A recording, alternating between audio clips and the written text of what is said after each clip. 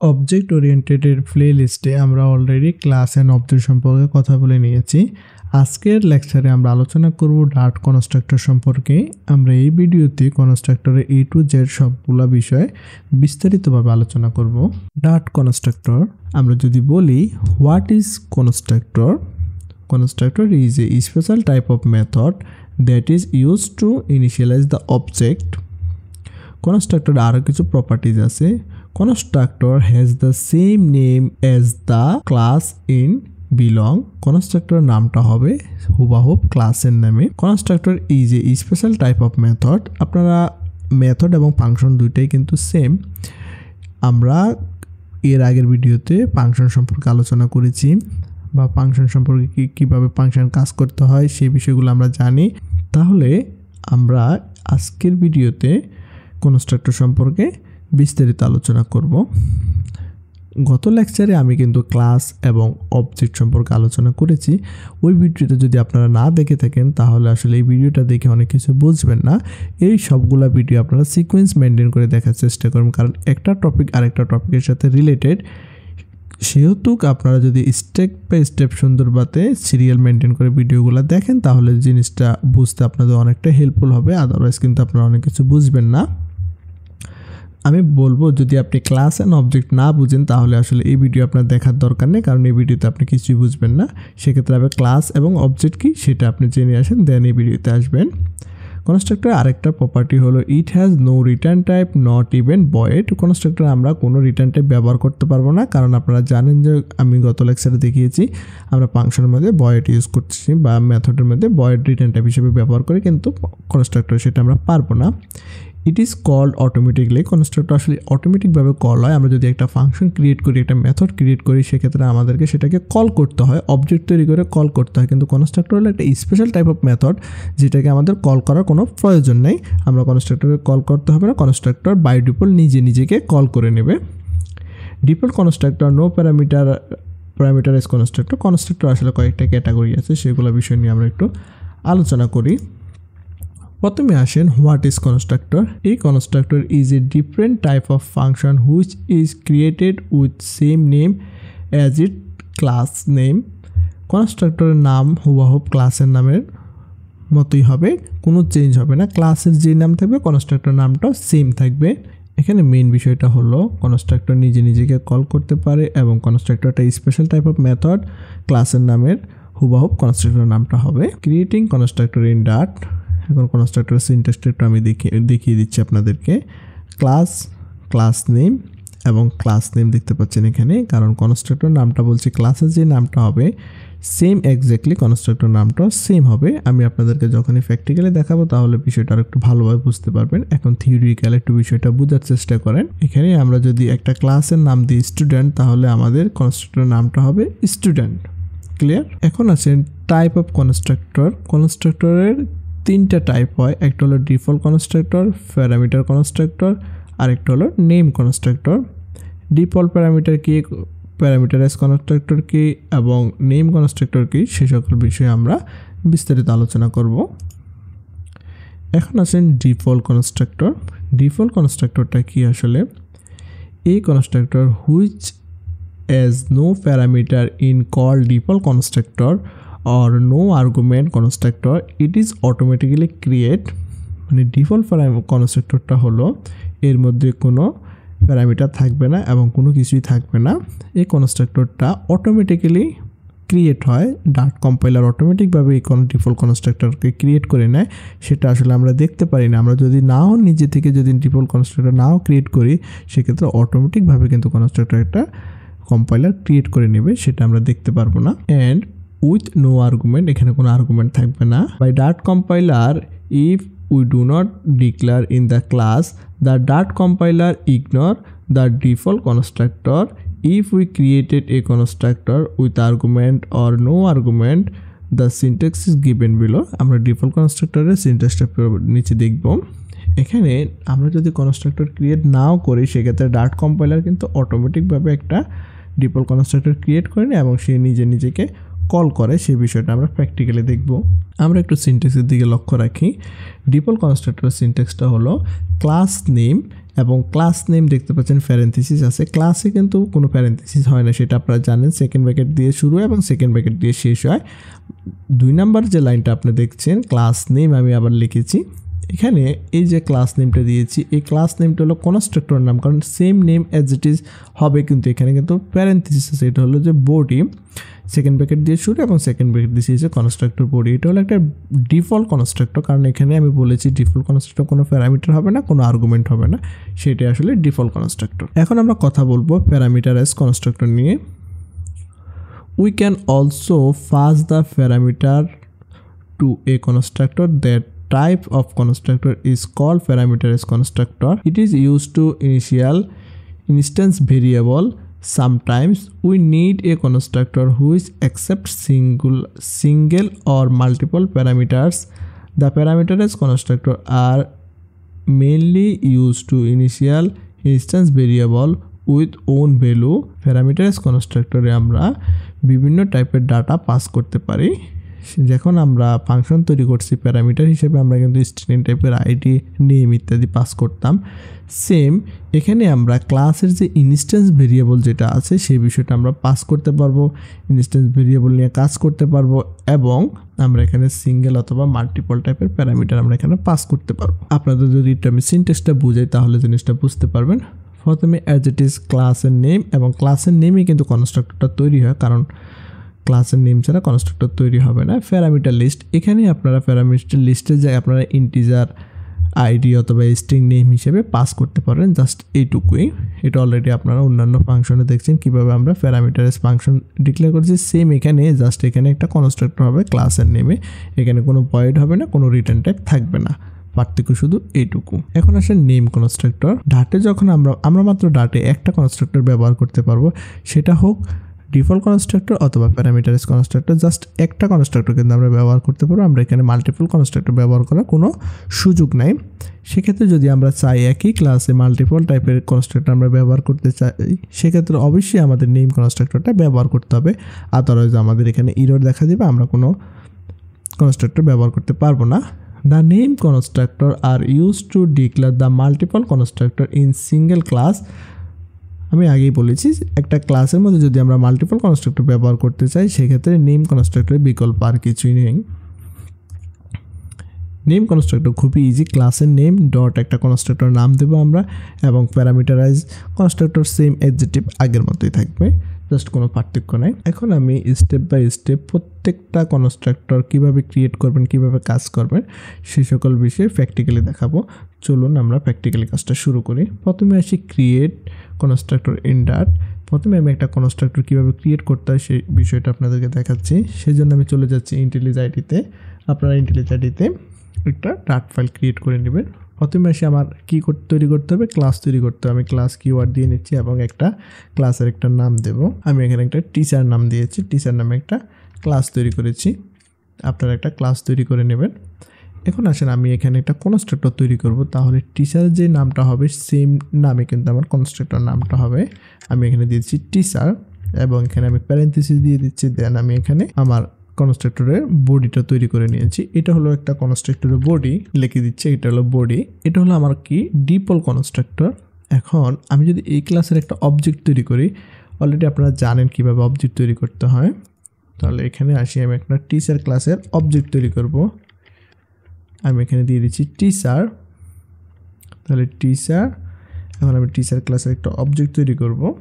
তাহলে এখানে অলরেডি আমরা অবজেক্ট তৈরি করে নিয়েছি। এখন এই অবজেক্টটাকে আমরা একটা ভেরিয়েবলের মধ্যে রাখতে পারবো, যাতে করে ডাট একটা অবজেক্ট ওরিয়েন্টেড প্রোগ্রামিং ল্যাঙ্গুয়েজ, যাতে এখানে অবজেক্ট নিয়ে আমরা কাজ করবো। সেক্ষেত্রে আমরা ভেরিয়েবলের বার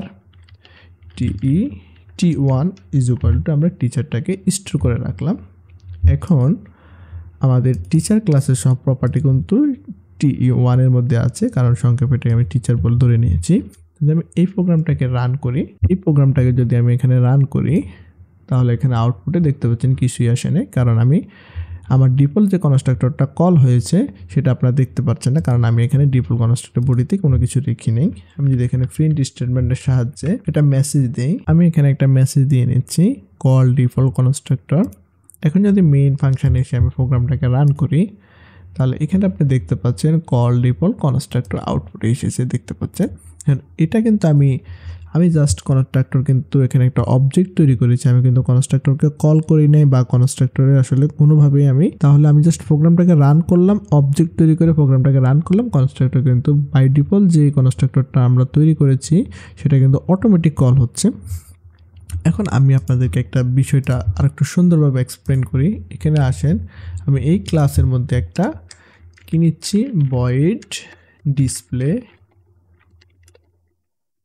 এটা হলো আমার একটা মেথড, আমি এই মেথডের মধ্যে একটা স্টেটমেন্ট রেখেছি, আমি এই মেসেজটা এই মেথডের মধ্যে রাখছি। ধরেন এটা একটা মেথড, এখানে আমি অনেকগুলো কাজ করেছি।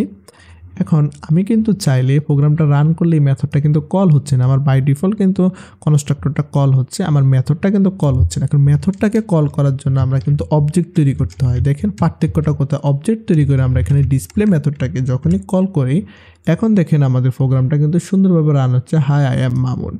কেন রান হচ্ছে? কারণ এটা হলো একটা মেথড বা ফাংশন, এই ফাংশনটাকে কল করার জন্য আমরা কিন্তু কলটাকে করতে হচ্ছে, কিন্তু কনস্ট্রাক্টর কিন্তু আমাদের কল করা প্রয়োজন হয়নি। যখনই আমরা অবজেক্ট তৈরি করি তখনই কিন্তু কনস্ট্রাক্টর অটোমেটিক কল হয়ে যায় এবং কনস্ট্রাক্টরের অবজেক্ট তৈরি করতে হয় না। কিন্তু জাস্ট এখানে দেখেন এই পার্থক্যটা, এখানে দেখেন, এখানে কিন্তু আমাদের ডিসপ্লে মেথডটাকে আমরা টেস্ট ক্লাস এসে আমরা কিন্তু এটাকে কল দিতে হচ্ছে। তাহলে পার্থক্যটা খুব সুন্দরভাবে বুঝতে পারলেন। এখন আমরা কথা বলবো প্যারামিটারাইজ কনস্ট্রাক্টর সম্পর্কে। প্যারামিটারাইজ কনস্ট্রাক্টর আমরা কিভাবে ব্যবহার করব সেই বিষয়ে যদি একটু আমি আপনাদেরকে বলি। প্রথমে আমরা চলে আসি আমাদের কনস্ট্রাক্টর ক্লাসে এবং এখানে আমরা প্যারামিটারাইজ কনস্ট্রাক্টর তৈরি করব। আমি আরেকটা বিষয় দেখাচ্ছি, এখানে যদি আমি আবারও সেম নামে টিচার, এখানে আমি দিয়ে দিচ্ছি স্ট্রিং নেম এবং ইন্টিজার আইডি। সাপোজ এখানে আমি একটা কনস্ট্রাক্টর তৈরি করেছি, এখানে প্রিন্ট করতেছি, এখানে আমি কি প্রিন্ট করব, নেম ইজ, এখানে কনক্যাটিনেশন করে নেমটাকে পাস করে দিলাম এবং এখানে আমরা দিয়ে দিচ্ছি আইডি ইজ, এখানে জাস্ট আমরা আইডিকে পাস করে দিচ্ছি। দেখেন এখানে কিন্তু আমার ইরর দেখাচ্ছে, কারণ ইররটা আমার এই কারণেই দেখাচ্ছে, আমার এখানে একটা বাই ডিফল্ট কনস্ট্রাক্টর তৈরি করা আছে। আমি আপনাদেরকে বলেছি আমার লেকচারে যে আপনি একটা ক্লাসে আপনি কখনো মাল্টিপল কনস্ট্রাক্টর ব্যবহার করতে পারবেন না, জাস্ট একটা মাত্র কনস্ট্রাক্টর ব্যবহার করতে পারবেন। যদি আপনি মাল্টিপল টাইপের কনস্ট্রাক্টর ব্যবহার করতে চান সেক্ষেত্রে আপনি নেম কনস্ট্রাক্টর ব্যবহার করতে হবে। আমি এখানে আমার কনস্ট্রাক্টর রিমুভ করে নিচ্ছি। এখন দেখতে পাচ্ছেন আমার ইরোস্টার চলে গেছে।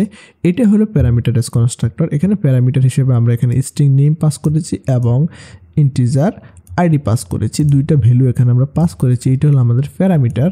এখন দেখেন আমি এখানে আরেকটু সুন্দরভাবে বোঝাচ্ছি। এখন টিচার, যখন আমরা এখানে টিচার ক্লাসে আবারও চলে আসলাম, দেখতে পাচ্ছেন এখানে আমাদের ইরর দেখাচ্ছে, কারণ এখানে কি লেখা আছে ইরর মেসেজটা, two positional argument accept by teacher dot, মানে টিচার ক্লাসটা আমাদের দুইটা পজিশনাল প্যারামিটার সে রিসিভ করতে চাচ্ছে, বাট এখানে আমরা একটাও দিইনি। তো দুইটা প্যারামিটার কি, প্রথমটা হলো আমাদের নেম এবং সেকেন্ডটা হলো আইডি। আমি এখানে দিয়ে দিচ্ছি নেম প্যারামিটার হিসেবে ভ্যালুটা আমি পাস করে দিয়েছি এবং আইডি হিসেবে আমি এখানে দিয়েছি 101, একটা আমার আইডিটা আমি দিয়ে দিচ্ছি। এখন দেখেন এর স্পেশালিটিটা কোন জায়গায়, আমরা যখন একটা মেথডকে কল করতাম সেক্ষেত্রে কিন্তু মেথডের আমরা এভাবে কিন্তু অবজেক্ট তৈরি করে কল করতে হতো ডট চিহ্নটা দিয়ে, কিন্তু এখানে দেখতে পাচ্ছেন আপনার জাস্ট অ্যাসাইন করার সাথে সাথেই আমরা কিন্তু ভ্যালুটাকে পাস করতে পারছি, এটা একটা সুবিধা। এখন যদি আমি প্রোগ্রামটাকে রান করি, দেখতে পাচ্ছেন আমার এখানে আইডি ইজ দেখাচ্ছে এবং নেম ইজ মামুন দেখাচ্ছে, দুইটা জিনিস কিন্তু খুব সুন্দরভাবে দেখাচ্ছে। আচ্ছা, এখন এখানে আরেকটা বিষয়টা আপনারা বুঝেন, এখানে যদি আমরা এখানে দেখি ডিসপ্লে সেম এইভাবে যদি আমরা এই যে বিষয়টা এখানে রাখি, এখানে আমরা বিষয়গুলো পাস করলাম এবং এইগুলো আমরা এখানে সেম বিষয়টা আপনি লক্ষ্য করেন, দুইটা কিন্তু সেম। এখন এই প্যারামিটার আমরা কি করতে হচ্ছে, আমরা এখানে টিচার ক্লাসে যে অবজেক্টটা তৈরি করেছি সেটা দিয়ে ডট ডিসপ্লে মেথডটাকে কল করতে হচ্ছে এবং ডিসপ্লে মেথডের মধ্যে কিন্তু আমাদের ভ্যালুটা পাস করতে হচ্ছে। দেখতে পাচ্ছেন এখানে ডিসপ্লে মেথডে আমরা ভ্যালুটা পাস করছি। প্রথমে কিন্তু আমরা অবজেক্ট তৈরি করেছি, তারপরে আমরা মেথডে ভ্যালুটা পাস করেছি। এখন যদি এখানে যদি আমরা কনস্ট্রাক্টরটাকে মুছে ফেলি একবারে, সাপোজ কনস্ট্রাক্টরকে আমি কমেন্ট করে দিলাম। এখন দেখেন কনস্ট্রাক্টরকে যখন আমি কমেন্ট করলাম, আমি তো এখানে ক্লাসের একটা অবজেক্ট তৈরি করেছি, অবজেক্টের পরে দ্বিতীয় লাইনে কিন্তু আমার মেথডটাকে আমি কল করতে পেরেছি। এর আগে কি দেখেছেন আপনারা, টিচারের মধ্যে কিন্তু আমরা ভ্যালুগুলো সবগুলো দিয়ে দিচ্ছি, সেকেন্ড লাইনে আমাদের আসা প্রয়োজন হয় নাই, কিন্তু ফাংশনের ক্ষেত্রে বা মেথডের ক্ষেত্রে আমাদের কিন্তু সেকেন্ড লাইনে আসার প্রয়োজন লাগবে, মাস্ট বি। তাহলে এখন যদি আমরা প্রোগ্রামটা রান করি এক্স্যাক্টলি আমাদের আউটপুটটা সেম আসতেছে, কারণ আমরা এখানে মেথড ব্যবহার করেছি। তাহলে মেথড এবং কনস্ট্রাক্টর কি এবং পার্থক্য কোন জায়গায় সেটা অলরেডি আপনারা বুঝতে পেরেছেন। কনস্ট্রাক্টর হলো স্পেশাল টাইপ অফ মেথড বা ফাংশন, দুইটাই। সেটাকে কল করতে হয় না, সেটা নিজে নিজে কল হয়। কল আসলে বিষয়টা এখানে দেখাচ্ছে যে t1.display, এটাই আসলে কল, কিন্তু এখানে আমরা কোনো কল করার প্রয়োজন হয় না, কারণ এটা একটা স্পেশাল টাইপ অফ মেথড, কারণ এটা কনস্ট্রাক্টর নিজে নিজেকে কল করে। তাহলে আপনারা অলরেডি প্যারামিটারাইজ কনস্ট্রাক্টর কি সেটা বুঝতে পারলেন। এখন আমি আপনাদের সাথে কথা বলবো নেম কনস্ট্রাক্টরটা নিয়ে। The name constructor are used to declare the multiple constructor in single class. The syntax is given below. সিনট্যাক্সটা আবার একটু দেখে নেবেন। প্রথমে ক্লাস নেম হবে, ডট কনস্ট্রাক্টর একটা নাম হবে এবং প্যারামিটার লিস্ট হবে। বিষয়টা বুঝতে পারলেন। যদি আমি আপনাদেরকে প্র্যাকটিক্যালি বিষয়টা একটু সুন্দরভাবে দেখাই, এটা তাহলে আমাদের প্যারামিটারাইজ কনস্ট্রাক্টর। এখন আমি আরেকটা কনস্ট্রাক্টর চাচ্ছি যে আমার এই কনস্ট্রাক্টরটা আমার 3টা প্যারামিটার রিসিভ করবে, কিন্তু সেটা আমি কিভাবে করব?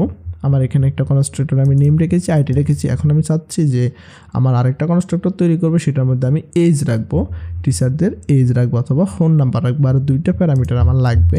সেক্ষেত্রে আমি চাইলে টিচার এবং এই প্যারামিটারগুলো তো আমার থাকবে, মাস্ট বি, এই প্যারামিটারগুলো আমি এখানে রাখবো এবং সাথে আমি এখানে বলে দিচ্ছি এখানে স্ট্রিং সাবজেক্ট দেবে এবং ইন্টিজার এজ, এই একটা কনস্ট্রাক্টর এবং সর্বশেষ ইন্টিজার মোবাইল নাম্বার দিতে হবে। এই হলো আমার রিকমেন্ড যে আমার এই আরেকটা কনস্ট্রাক্টর লাগবে, আমার এই ভ্যালুগুলো এখানে আমি অ্যাড করব। আমি এই ভ্যালুগুলো আমি এখানে আবার প্রিন্ট করে দেখাবো, কিন্তু আমি এটা পারবো না। কেন পারবো না? সেক্ষেত্রে আমার ইরর অলরেডি দেখাচ্ছে, কারণ ইররটা এই কারণে দেখাচ্ছে, সেটা হলো আমরা এখানে চাইলে কিন্তু একই নামে 2টা কনস্ট্রাক্টর ব্যবহার করতে পারবো না। সাবজেক্ট এবং আমি এখানে দিয়ে দিচ্ছি এজ ইজ, এখানে আমি জাস্ট এজটাকে পাস করে দেব এবং সর্বশেষ আমি এখানে মোবাইল নাম্বার ইজ, এখানে আমি জাস্ট প্যারামিটারটাকে পাস করে দিলাম মোব। এখন দেখেন আমি এখানে কিন্তু চাইলে 2টা কনস্ট্রাক্টর ব্যবহার করতে পারছি না, কারণ আমি আগে আরেকটা কনস্ট্রাক্টর ক্রিয়েট করে নিয়েছি। এখন এই অসুবিধার জন্য সমাধান করতে চাইলে আমরা কিন্তু নেম কনস্ট্রাক্টরটা ব্যবহার করতে পারি। নেম কনস্ট্রাক্টর খুবই ইজি, জাস্ট এখানে একটা আমরা ডট চিহ্ন দেব, আমরা জাস্ট এখানে টিচার লিখবো, টিচার ডট, এখন একটা নাম দেব, আমি এখানে দিয়ে দিচ্ছি আমার নেম কনস্ট্রাক্টর, যেটা আমি এখানে দিচ্ছি নেম, তারপরে কনস্ট্রাক্টর, সাপোজ এই একটা নেম দিয়েছি, আমি নেম কনস্ট্রাক্টরটা দিয়েছি, দেওয়ার সাথে সাথে দেখতে পাচ্ছেন এখানে কিন্তু আমার ইররটা চলে গেছে, কারণ এটা হলো আমার ক্লাসের নামের সাথে কিন্তু সেম, এটাও ক্লাসের নামের সাথে সেম, বাট এখানে আমি একটা নেম কনস্ট্রাক্টর ব্যবহার করেছি। এখন এই কনস্ট্রাক্টরটা আমরা কিভাবে অ্যাক্সেস করব সেটা একটু যদি দেখাই আমি আপনাদেরকে। প্রথমে আমি কনস্ট্রাক্টরের প্যারামিটারগুলো দিয়ে দিচ্ছি এখানে। এখন আমরা নেম কনস্ট্রাক্টরটা ইউজ করব। নেম কনস্ট্রাক্টরটা ইউজ করার জন্য খুবই ইজি, জাস্ট এটা তো টিচার ডট, জাস্ট নেম কনস্ট্রাক্টরকে যখনই আমরা কল করব খুবই ইজি। এখানেও কিন্তু আপনার আবারও সেমভাবে কিন্তু অবজেক্ট তৈরি করার কোনো প্যারা নাই, অবজেক্ট তৈরি করতে হবে না, কারণ কনস্ট্রাক্টর নিজেকে কল করে, এখানে অবজেক্টের কোনো প্রয়োজন নাই। এখন দেখেন এখানে চলে এসেছে সাবজেক্ট SUB এজ এবং মোবাইল, তাহলে খুব সুন্দরভাবে আমরা এখানে বুঝতে পারছি এখানে একটা সাবজেক্ট দিতে হবে, যাতে এটা স্ট্রিং টাইপের আমরা এখানে দিয়ে দিচ্ছি, এবং এজ দিয়ে দিচ্ছি আমি 26 এবং মোবাইল নাম্বার দিচ্ছি 018 সাপোজ। এই ভ্যালুগুলো আমরা এখানে পাস করে দিলাম। তাহলে এখন যদি আমার প্রোগ্রামটাকে আমি রান করি, তাহলে দেখতে পাচ্ছেন খুব সুন্দরভাবে আউটপুটটা দেখাচ্ছে, সাবজেক্ট ইজ বাংলা, তারপরে এজ 26, মোবাইল নাম্বার ইজ, একটা মোবাইল নাম্বার আমরা এখানে দিয়ে দিচ্ছি। তাহলে আপনারা খুব সুন্দরভাবে বুঝতে পারলেন যে কনস্ট্রাক্টর আসলে কেন আমরা ব্যবহার করব, কনস্ট্রাক্টর কয় প্রকার। যদি আমি সর্বশেষ একটা সামারি দিয়ে দিই, এই লেকচারে আমরা যে বিষয়গুলো নিয়ে আলোচনা করলাম সেটা হলো যে what is constructor is a special type of methods, then constructor কীভাবে ক্রিয়েট করতে হয়, ডিফল্ট কনস্ট্রাক্টর কী, প্যারামিটারাইজ কনস্ট্রাক্টর কী এবং সর্বশেষ নেম কনস্ট্রাক্টর কী, এই সকল বিষয়গুলো নিয়ে আমরা কথা বলেছি। আপনারা যদি এই বিষয়গুলো খুব সুন্দরভাবে বুঝতে পারেন তাহলে ইজিলি কনস্ট্রাক্টর নিয়ে কাজ করতে পারবেন, আপনাদের কোনো অসুবিধা হবে না। তাহলে আজকের ক্লাস এই পর্যন্তই, দেখা হবে নতুন কোনো ভিডিওতে। সে পর্যন্ত ভালো থাকবেন, সুস্থ থাকবেন, আল্লাহ হাফেজ।